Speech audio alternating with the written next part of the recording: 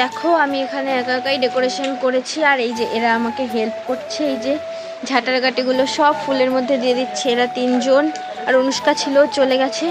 তো আমরা খুবই সিম্পলভাবে ডেকোরেশন করছি, খুব কষ্ট হয়ে যাচ্ছে আমাদের। এই যে এখনো কত বাকি, কি করব কিছু বুঝতে পারছি না। আরও তো গোলাপ আছে কত কত, তার ঠিক নেই। তোমরা জাস্ট এই প্যাকেটটাতেই দেখো কত কত ফুল। এগুলো কিন্তু সব আমার ছোট দাদু আর ছোট দিদা গুছিয়ে আমার জন্য পাঠিয়েছে আমার মার কাছে। এরকম ফুল আরও আছে আমাদের বাড়িতে, আমাদের ফ্রিজ ভর্তি গোলাপ ফুল। জানো তো আমি না প্রথম থেকেই ভেবে রেখেছিলাম যে এই ডেকোরেশনের কাজটা আমি নিজের হাতে করব আমার বেস্ট ফ্রেন্ডের জন্য। সেই মতেই কাজ করছি। এবার আমি জানি না কতদূর কি করতে পারবো, ফার্স্ট টাইম এইরকম ডেকোরেশন করছি, তো দেখা যাক শেষমেশ কি হয়। তো দেখো আজকের জন্য এইটুকুই আমি ডেকোরেশন করেছি, কালকে আবার করতে হবে। এই যে এইসব জায়গা দিয়ে সব জায়গা দিয়ে গোলাপ যাবে, আরও সব জায়গায়। যে এখনো এত কিছু বাকি, সবাই বাড়ি চলে গেছে, বাট এখন এই যে এই দুটো অশিক্ষিত মাল যাদের অন্ধকারে দেখা যাচ্ছে না, এদের বসে আছে। কি কাজ করছে দেখো, আমার এটার বাঁশ মারছে, আর কিছুই না। ওরা বসে বসে এখানে হুকুম করছে, আর আমি এগুলো সাজিয়ে বেড়াচ্ছি।